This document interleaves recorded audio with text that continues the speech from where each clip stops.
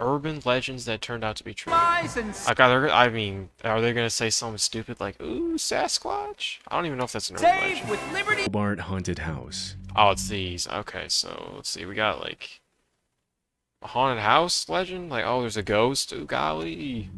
Turned out West to be Hobart true. is It's an crazy. inner city suburb located in Tasmania, Australia. Over the years, dozens of allegations of supposed hauntings, ghost apparitions, and other paranormal activity have been made by tourists and residents of West Hobart. And it's Alright, what is that title? I must watch? You don't put I must watch in a title. What, that doesn't even... There's a lot wrong with that. honestly not too hard to see why, as West Hobart is a pretty old town with a generally creepy vibe.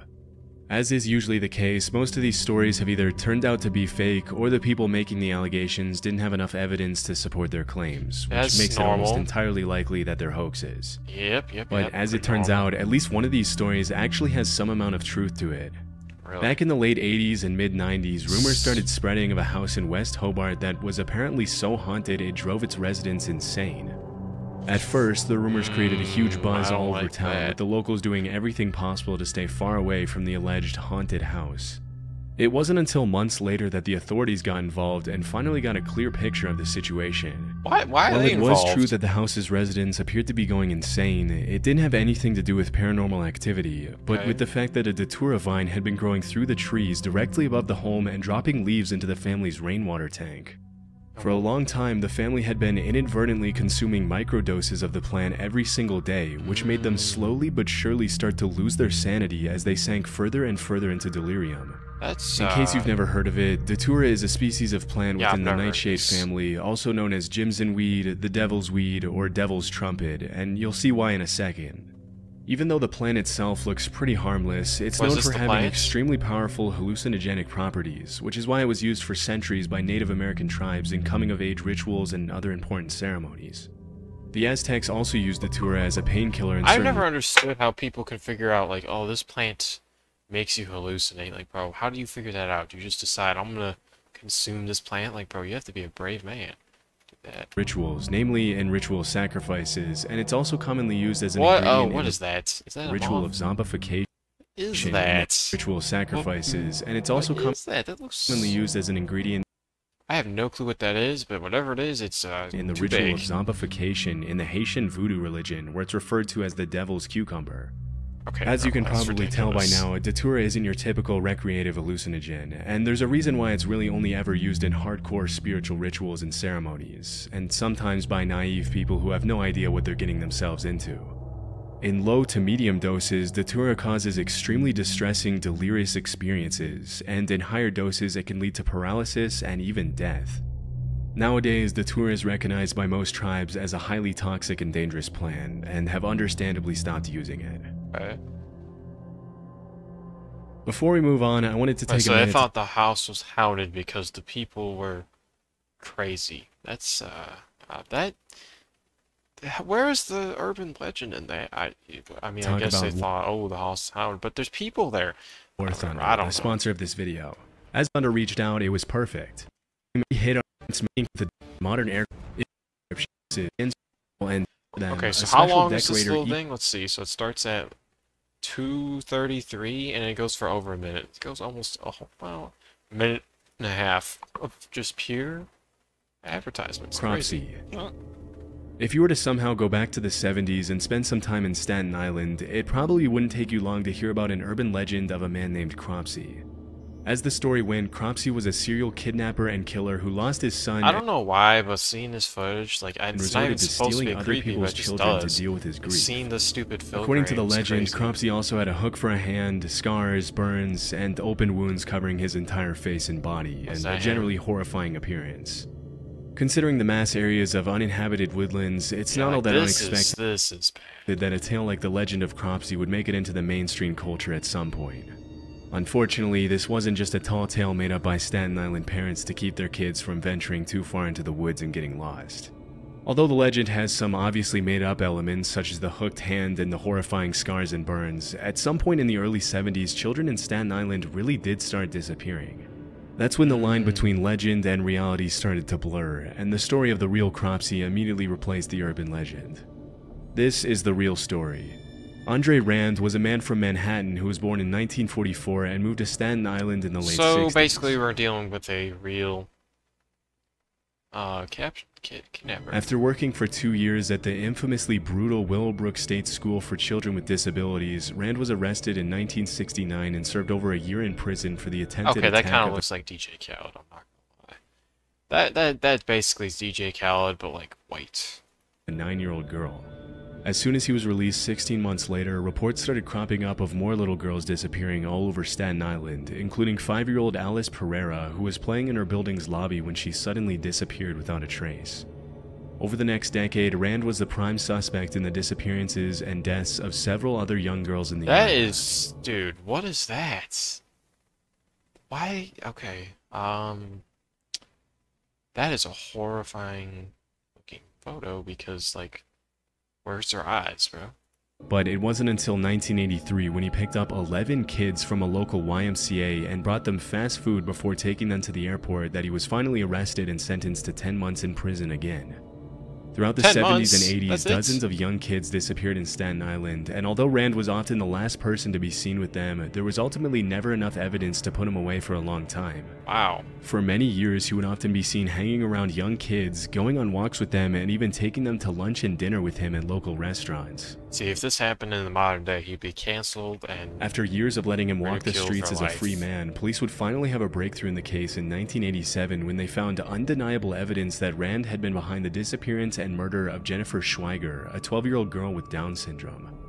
In 1988, he was sentenced to 25 years to life, and while he was behind bars, more and more evidence was found that tied him to several other disappearances in Staten Island in the 70s and 80s. Unfortunately, he was only charged with one additional major crime in 2004, which was the kidnapping of Holly Ann Hughes, thanks to which he will spend the next 13 years behind bars until 2037. If he lives that long, he'll be 93 by the time he gets out.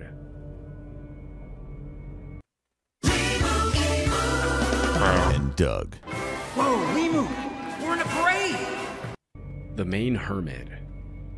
The Kennebec Valley is one of the most beautiful regions in Maine, with over 5,000 square miles of forests, rolling hills, and natural paradise surrounding the Kennebec River. Many cabin owners of the North Pond area in the Kennebec Valley have described the area as the most peaceful place on Earth. But it hasn't always been that way. Buddy. All throughout the 80s, 90s, and early 2000s, there were reports of over 1,000 break-ins in the North Pond cabins. What? For decades, 1,000? nobody knew who was responsible for the thefts, especially since they were always carried out when there was no one home. As the cabin owners soon noticed, the break-ins seemed to follow a pattern, always peaking in the days before Memorial Day and after Labor Day. As for the stolen items themselves, they ranged from food to cooking utensils to books to propane tanks, dude, that to handle's toiletries crazy. of all kinds. In the absence of a concrete suspect, the locals eventually named the thief the North Pond I would Hermit, not live even though there. by this What point the there was heck? That looks nothing to suggest dirty. the break-ins were being carried out by a single person. Although it wasn't uncommon for groups of homeowners to venture out into the woods to try to find the North Pond Hermit, they never found a trace, which only added to the legend's mystery. One afternoon in 2002, 100 people attended a North Pond homeowners meeting, and when someone asked how many of them had suffered break-ins, almost all of them raised their hands. As you can probably guess, the North Pond Hermit quickly turned into somewhat of a boogeyman, with the legend frequently being shared over campfires in the area. Okay. For years, nobody thought that the person or people behind the break-ins would ever be found. I mean, yeah, that's But kind of in crazy April how they're never been 2013, a found. man named Christopher Thomas Knight was arrested in the middle of the woods in the North Pond area by an officer who had made it his sole mission to bring the thief to justice. As soon as he was brought to the police station, the cops asked him why he wasn't answering any of their questions.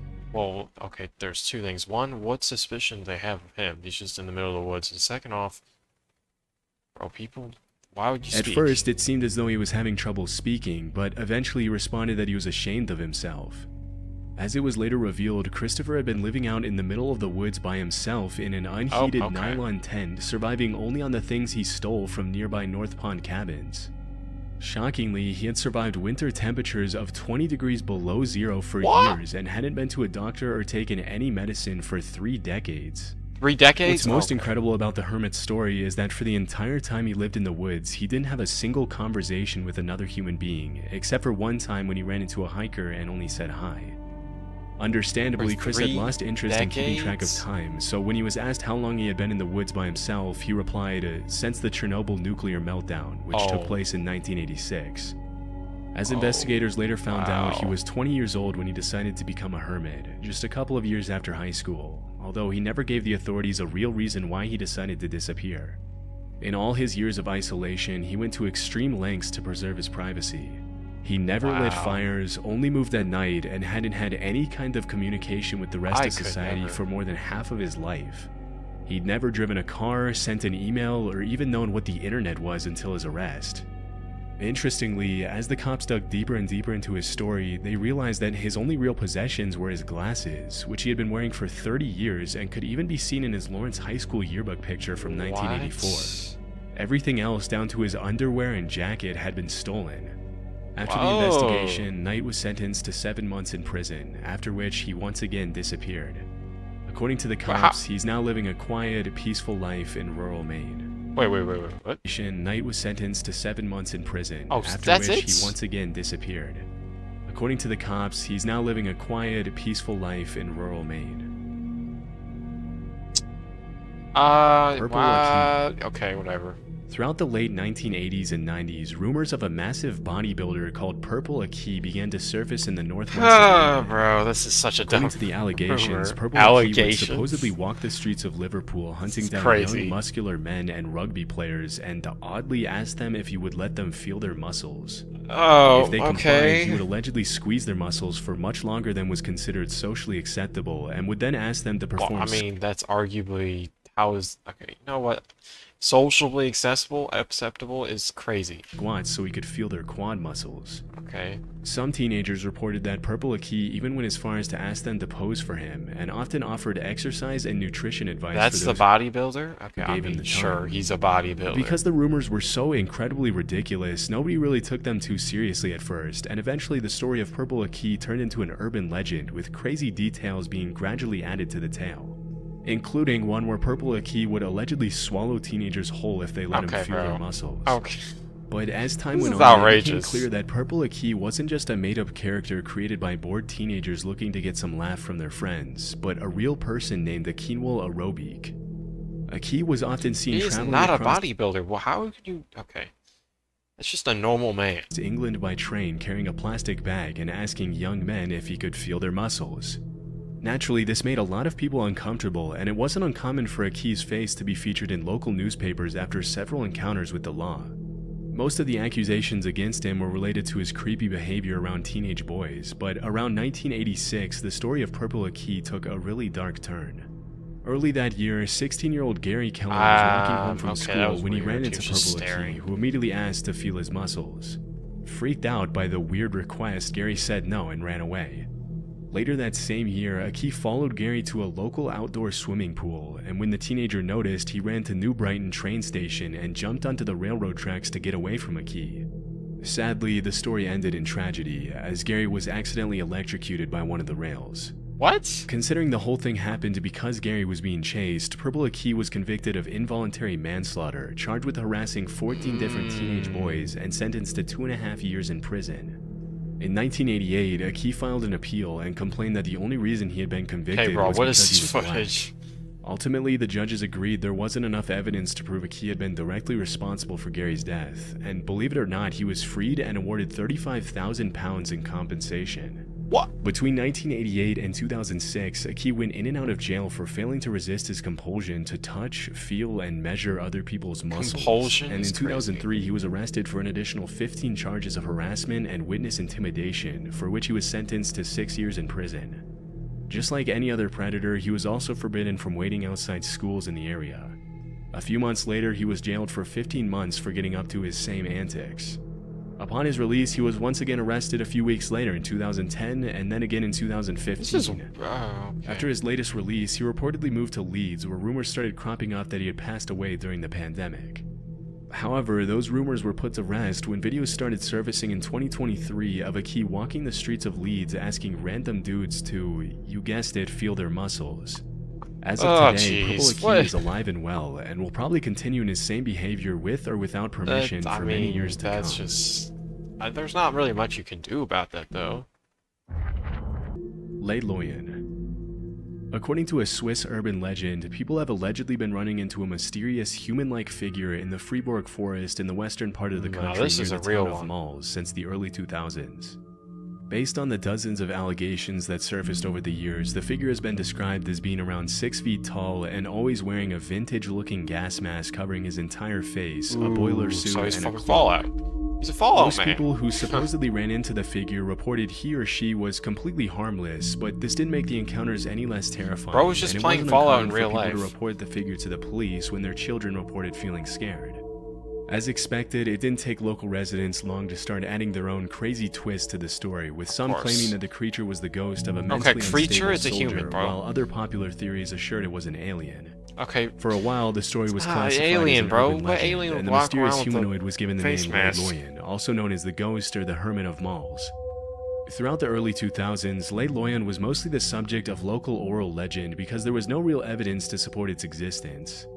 But in 2013, the story gained international attention when the Swiss/French newspaper Le Matin published the first ever photograph of Lel Loan, which was sent in by a hiker. After the photograph was published, there was no turning back, as people from all over the country started to make trips to the woods outside malls for a chance to catch a glimpse of Lel Loan. The last known sighting of Lel Loan took place in June 2013 when a local woman named Marianne Desclous saw the figure clutching a bunch of flowers as she was walking outside. Later that year, Lel Loan's clothes were found in the middle of the woods along with a wooden note titled "The Death Certificate and Will of the Ghost des Malls." In the letter, Lel Loan accused the media of having murdered a harmless being by revealing its existence and turning him into a circus freak. The letter also mentioned that due to the unwanted attention, Lel Loan had to abandon its daily walks, which were referred to as happiness therapy in the letter. After the cryptic note was published in the newspaper, many people concluded that Lel Loan had taken its own life, although this has never been confirmed. Who knows? As of 2024, nobody has ever seen Lel Loan's true fate. Bro was just trying to be like stupid. You know, a Fallout New Vegas. He's a new Fallout New Vegas. You know, trying to, practice his sneak skill, level that up. Okay, it's not.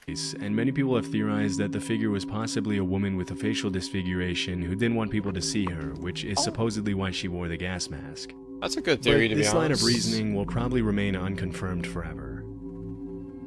Unconfirmed forever. Well, who knows? The Bunny Man. Okay, this is outrageous. In the early The Bunny 70s, Man? dozens of locals started Seriously? reporting that a man dressed up as a bunny had started haunting the residential neighborhoods. Okay, how around- can you take... This is getting outrageous. I mean, like, first you had the stupid, like, the bodybuilder. I mean, Purple Owl, or whatever his name is. You got the Bunny Man, bro. Like, what? He's gonna hop around and, scare people? Bro, like, what? on DC, Maryland, and Northern Virginia. Although dressing up as a bunny in itself seems pretty harmless, what made the encounters a little scarier was that the guy would allegedly threaten children on the street with an axe. and frequently okay, vandalize so people's property from for there. no apparent reason. Even though sightings of the so-called Bunny Man were pretty rare, they seemed to follow a pattern, as the man usually appeared in secluded locations where there weren't a lot of witnesses. The story itself has a lot of elements of a typical urban legend and is kind of hard to believe, but through my research I found that it's all loosely based on a true story. In 1970, a couple was parked in a driveway close to a bridge on Colchester Road in Fairfax County when suddenly a random guy appeared out of nowhere, yelled at them for allegedly trespassing, and threw a hatchet at their car. Oh, Terrified, the couple left the area immediately before they had a chance to get a good look at the guy. As they reported the incident to the police, they mentioned the guy had been dressed in light-colored clothing and may or may not have been wearing something white on his head. you the mean couple may never or may mentioned not? How do you... Okay, so these people are slow. Like, dude, that's something you would notice. Like, what? anything about a bunny in their statement, as soon as the story hit the news, people started claiming that the hatchet thrower had been wearing bunny ears. Pretty soon, rumors of a man in a bunny suit threatening kids in the woods with a hatchet started surfacing all over the DMV area, and as the years went by, the stories got wilder and harder to believe. Over time, the legend of the Bunny Man has become pretty mainstream, with the bridge on Colchester Road even being renamed as Bunny Man Bridge.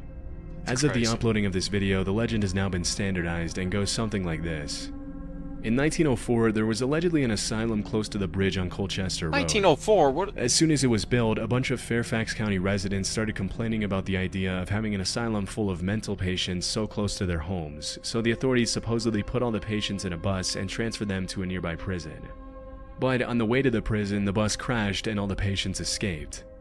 As the story goes, a few hours later the cops had successfully located and brought back all the patients except for one guy by the name of Douglas. Okay, but this is Griffin. 1904. This is where the legend gets a little weird. Allegedly, the fugitive patient hid in the woods from the authorities for weeks.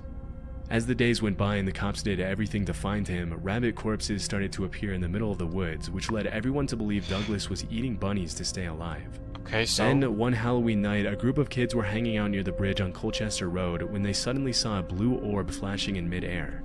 Okay, A this second is later, just they getting were all outrageous. strung up like bunnies hanging from the bridge. As the legend goes, if you go to Bunnyman Bridge on Halloween night at midnight, the same thing will happen to you.